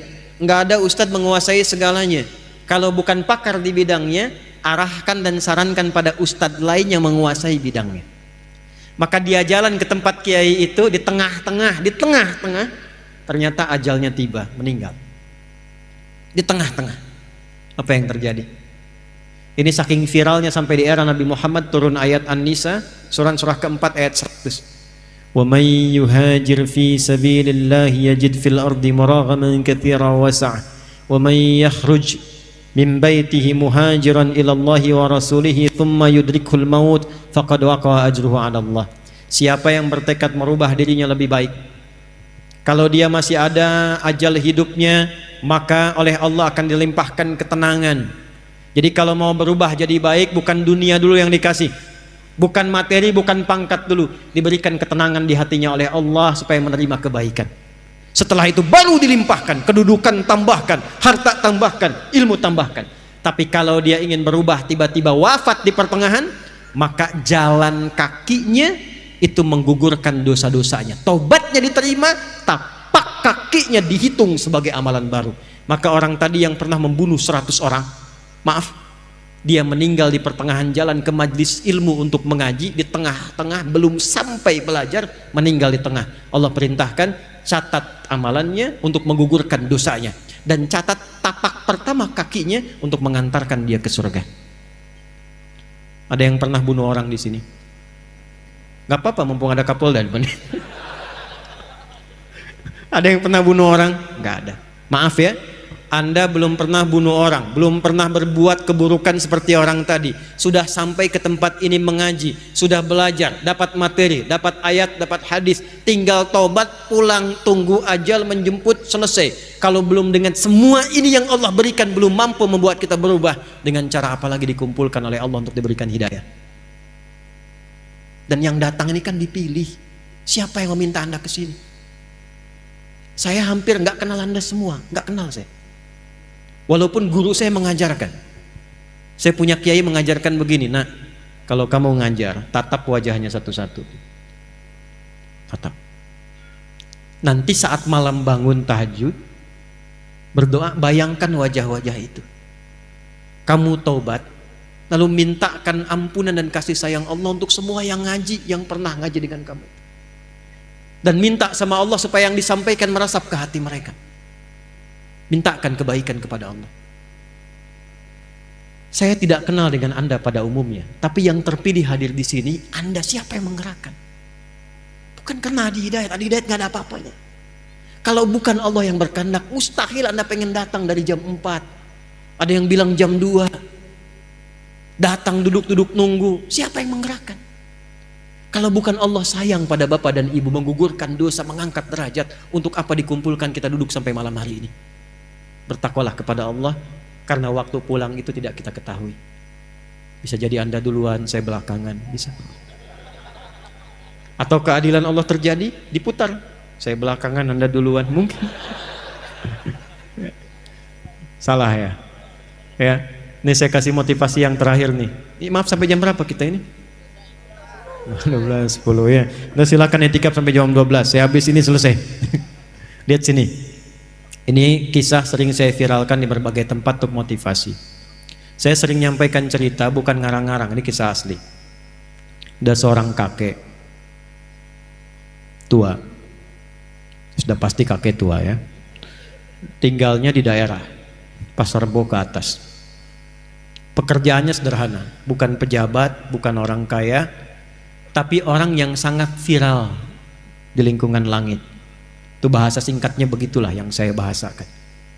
Dari mana bisa menyimpulkan demikian? Ini kakek cuma jagain musola di daerah, di desa.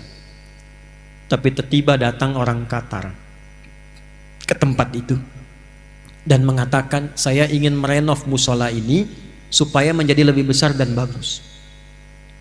Saya cuma tanya pada Anda, tolong pikirkan tuh, di mana orang Qatar, dari Qatar ya, Qatar bukan Tanah Abang tuh, ya.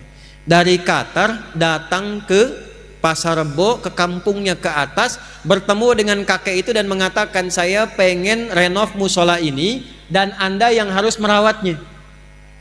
Perhatikan cara Allah memuliakan seorang hamba. Sepakat kakek itu direnov. Begitu jadi dimaksimalkan mengerjakan amanah itu. Yang ngepel, yang ngelap, yang bersihkan, yang azan, yang qomat, yang imamin kakek itu. Yang luar biasa. Kamis nih, sama persis nih kita malam Jumat, Kamis ba'da asar. Beliau setelah menunaikan tugas sedang puasa, nunggu-nunggu buka. Berkhidmatnya di rumah Allah, bekerjanya karena Allah, hidupnya dimuliakan Allah, diwafatkan pun dalam keadaan terbaik, hari baik, sedang puasa di rumah Allah ba'da asar. Cuman tiduran di karpet dan cara wafatnya indah, merem-melek, nunggu buka, meninggal. Ya ayyatuhan nafsul mutmainnah, pulang. Ketika dia berniat mendekat kepada Allah, diwafatkan di tempat dia bertugas dalam keadaan termulia, mengenakan pakaian terbaiknya, sedang ada di rumah Allah, selepas dia sholat, sedang berpuasa, nunggu berbuka, tidurnya enak banget, merem-melek, meninggal. Tuh hati-hati belakang tuh, saya lihat ada yang merem-melek tuh ya. Lihat itu. Maka saya mau katakan, setelah ini kita berdoa, pulang ke tempat masing-masing, istiqomah di jalan Allah. Ya, sama Allah dekati sholat yang baik mulai sekarang. Perbaiki di keluarga, jangan Anda bahagia-bahagia tenang duduk, ternyata di rumah belum selesai, sama istri masih saling cemberut-cemberutan, sama anak belum selesaikan. Pulang dari sini islah, dengan tetangga selesaikan, supaya tugas kita selesai saat pulang nyaman. Terakhir, untuk teman-teman di TNI, di Lanut ini khususnya, kemudian juga ada yang Allah berikan kemuliaan dengan seragamnya di Polri, Kejati, Pengadilan dan yang lain-lain sebagainya. Seragam itu bukan hanya kehormatan dunia, Pak, tapi itu persaksian yang dibawa ketika menghadap kepada Allah Subhanahu wa Ta'ala. Dan berbahagialah di posisi Bapak ini, ternyata seragam itu dihargai tinggi oleh Allah Subhanahu wa Ta'ala. Ketika dikenakan pada nilai kebaikan, dia yang menjadikan status kita terhormat di hadapan Allah. Perhatikan kalimatnya, فَلْيَعْبُدُوا رَبَّ هَذَا الْبَيْتِ الَّذِي أَطْعَمَهُمْ مِنْ جُوعٍ وَآمَنَهُمْ مِنْ خَوْفٍ. Dekati Allah pemilik bait ini yang telah memberikan ketahanan dalam ekonomi dan kekuatan dalam keamanan, ketentraman dan kenyamanan. Para ulama ada beberapa yang menafsirkan orang-orang yang tugasnya menjaga ketentraman, keamanan, kenyamanan, demi masyarakat itu tenang, bisa ibadah tenang, baca Quran tenang, kerjanya tenang, ibadahnya nyaman, dan dikenakan seragam itu, maka dia masuk dalam kategori jihad fi sabilillah. Kalau wafat, seragam itu mengantarkan dia terhormat di hadapan Allah Subhanahu wa Ta'ala. Tapi ketika seragam itu dilumuri dengan nilai-nilai maksiat, maka itu yang merendahkan dia di hadapan Allah Subhanahu wa Ta'ala. Karena itu sekarang kita akan saling mendoakan. Kita doakan sama-sama, masyarakat saling mendoakan. Kemudian yang Allah titipkan amanah dengan ilmu, seperti kami para ulama, kita doakan supaya diikhlaskan, mencerahkan, menyatukan. Ya, saya harap terutama musim-musim sekarang jangan terpecah belah. Saya ulang, ini tegas saya sampaikan, jangan terpecah belah, jangan saling merendahkan. Kita doakan karena yang paling penting itu NKRI-nya. Ulama kita, pejuang kita telah mengeluarkan keringat, darah, air mata untuk melahirkan negara kesatuan Republik Indonesia.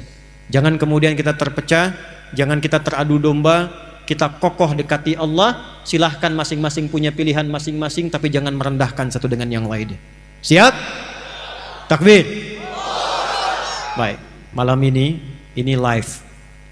Yang nonton kita sedunia nonton insya Allah. Dan ada satu spesial, ahli-ahli Quran yang sekarang sedang live, mereka keluar dari goa. Dari goa di Sulawesi. Kami punya program pendidikan untuk calon imam, calon khatib, calon da'i.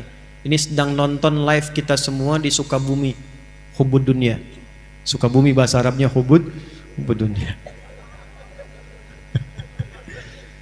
Lagi nonton kita, sengaja ingin melihat bagaimana Aqsa berjalan dari Pekanbaru. Kita ingin kirimkan pesan pada malam hari ini. Insya Allah dari Pekanbaru kita ada kekompakan dan persatuan. Kita ingin percikan rahmatan lil alamin sebagai umat Nabi Muhammad SAW, dan kita doakan semua yang terkait dalam kehidupan ini mudah-mudahan dilancarkan, diberkahi, dan khususnya Lanud Resmi Nuryadin ini sekali lagi semua yang ada di sini 1.100 orang kurang lebih diberkahi oleh Allah Subhanahu wa taala dalam kebaikan. Ya. Mari kita berdoa dengan menundukkan hati kita. Saya minta izin supaya bisa duduk dulu supaya berdoanya lebih nikmat, lebih nyaman dan lebih khusyuk insyaallah. Bismillah. Astaghfirullahalazim, astaghfirullahalazim, astaghfirullahalazim, alladzi la ilaha illa huwal hayyul qayyum wa natubu ilaih. Allahumma la ilaha illa anta subhanaka inna kunna minadh dhalimin.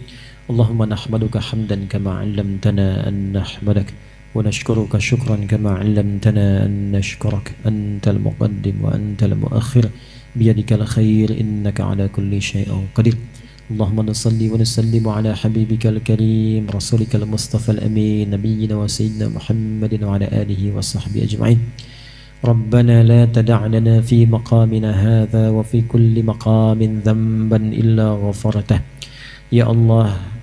Jika ada pendosa hadir di lingkaran majlis ini, maka jangan biarkan ia pulang kecuali Engkau telah gugurkan seluruh dosa-dosanya.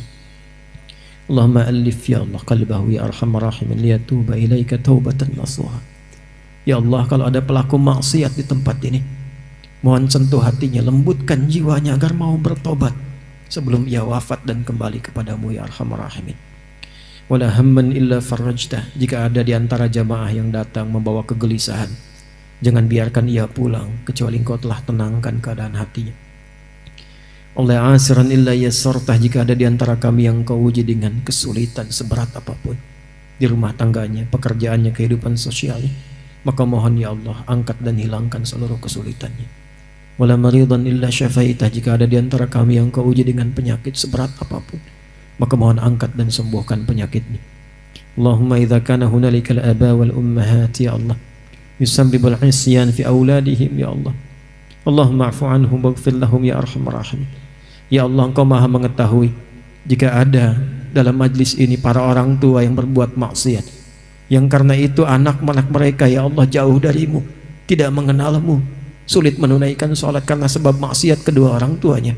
Maka di tempat ini ya Allah, mohon sentuh hati kedua orang tua itu untuk bertobat. Terima tobat mereka ya Allah, ampuni mereka, maafkan kesalahan mereka ya arhamar rahimin. Wa idza kana hunalika minal auladi arhamar rahimin bisabab ma'siyatihim ya Allah yub'idu walidihim anka ya Allah fa'fu anhum waghfir lahum ya arhamar rahimin. Ya Allah, jika ada anak-anak durhaka di tempat ini ya Allah, yang sempat mengabaikan kedua orang tuanya, tidak berbakti kepada kedua orang tuanya, sehingga orang tuanya tidak mengenal Allah, maka ampuni dosa anak-anak itu. Sayangi mereka ya Allah, hapuskan segala kesalahannya. Allahumma ya arhamar rahimin, inna nas'aluka khairan ma sa'alaka rasulukal mustafa nabiyina Muhammad sallallahu alaihi wasallam. Ya Allah, kami bermohon segala kebaikan, kemuliaan yang pernah dipermohonkan oleh Rasulmu yang mulia Nabi Muhammad sallallahu alaihi wasallam. Allahumma ihfaz biladana Indonesia wa janibna minat tafraqah. Wahid sufufana ya Allah, wahdi ulama'ana, wahdi umara'ana, waj'alhum udala. Ya Allah, mohon jaga negeri kami Indonesia. Ya Allah, satukan masyarakatnya ya Allah dalam kebaikan, jauhkan dari perpecahan. Ya Allah, satukan masyarakatnya dalam kebaikan, jauhkan dari perpecahan. Berikan kami kemampuan untuk menaati-Mu di negeri ini ya Allah, dan berikan kami kemampuan untuk mencintai negeri ini dalam ketaatan kepada-Mu ya arhamar rahimin. Allahumma ya rabbal alamin wahfaz ulama'ana waj'alhum mukhlasin lakad-din. Ya Allah, mohon jaga para ulama kami, ikhlaskan mereka dalam berdakwah, berikan kemampuan untuk mencerahkan dan menyatukan umat, jauhkan dari sifat-sifat perpecahan. Jaga para pemimpin kami ya Allah, berikan hidayah kepada mereka ya Allah, agar adil dalam mengemban amanah. Ringankan hisab mereka di hari kiamat ya Allah, dengan kedudukan yang Kau titipkan kepada mereka. Allahumma ansur ikhwatana fi Filistin. Allahumma zid quwwatal mujahidina fi Gaza. Allahumma ansur ya Allah ikhwatana fi Filistin wa harril masjidil aqsa. Allahumma ya Allah tubna ilaika taubatan nasuha waghfir lana dhunubana wa khaffif lana hisabana yawmal qiyamati an da'fina fi nusri ikhwatina ya Allah fi Filistin.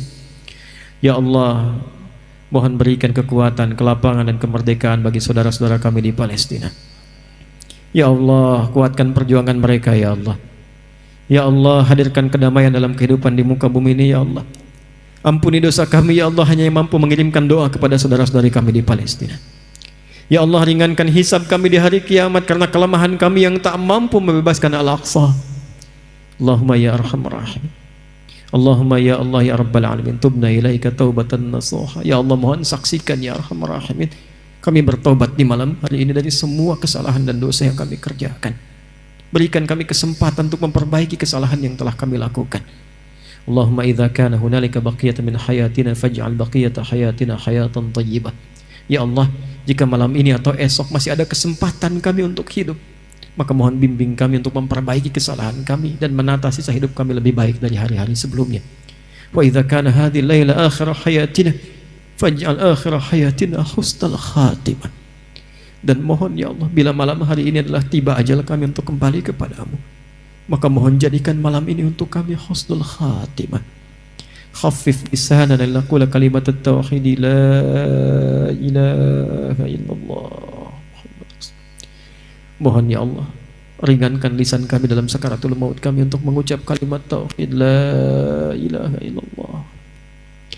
Wajib kalimatan biqaulika ya ayyatuhan nafsul mutmainnah irji'i ila rabbiki radiyatan maradiyah fadkhuli fi ibadi wadkhuli jannati. Dan mohon jawab kalimat kami dengan jawabanmu yang indah. Hei jiwa-jiwa yang tenang, cepat pulang kepadaku. Aku ridha dengan amalmu, engkau ridha dengan pemberianku. Kau masuk dalam golongan hambaku. Aku terima taubatmu, aku siapkan surga untukmu. Allahumma ashtaqna bi Rasulillah. Allahumma ashtaqna bi Rasulillah. Ya Allah, kami rindu dengan Rasulullah. Allahumma ashtaqna bi Rasulillah. Ya Allah, kami rindu dengan Rasulullah. Kami tak pernah membersamai beliau di dunia ini, bahkan tak mampu melihat beliau di alam mimpi. La tudayya fursah lana ya Allah, naltaqiya ma'a Rasulullah fi jannatikal firdaus fi kautsari Rasulillah. Ya Allah, mohon jangan hilangkan kesempatan bagi kami untuk menatap Rasulullah di jannahmu ya Allah, di telaga kautsarnya ya Allah. Jadikan kami termasuk umat-umat Rasulullah sallallahu alaihi wasallam. Allahumma aslih ahwalana ma yuqarribuna ilaika. Karena itu kami mohon ya Allah, perbaiki keadaan kami supaya bisa lebih baik dan lebih dekat denganmu ya Allah. Ati anfusana taqwaha wa zakkiha anta khairu man zakkaha anta waliyuha maulaha. Ya Allah, bersihkan sifat-sifat kami yang dari yang buruk menjadi baik. Bersihkan hati kami dari kotoran-kotoran yang buruk. Bersihkan lisan kami dari sifat-sifat yang buruk, pandangan kami dari keburukan, hati kami dari sifat-sifat kotor. Malam hari ini kami bermohon ya Allah, Allahumma barik ya Allah biladana Indonesia. Ya Allah, berkahi ya Allah negeri kami Indonesia ini. Ya Allah, berikan hidayah kepada siapapun di negeri ini ya Allah untuk menjadi baik. Kami sayang mereka ya Allah. Berikan hidayah pada tetangga kami, teman-teman kami ya Allah. Kami sayang dengan mereka. Ya Allah, jangan pisahkan kami di akhirat dalam keburukan. Kami mohon ya Allah, berikan hidayah untuk siapapun. Ya Allah, jadikan di antara kami saling menyayangi. Jadikan di antara kami ya Allah saling memuliakan. Jauhkan sifat-sifat tercela ya Arhamar Rahimin.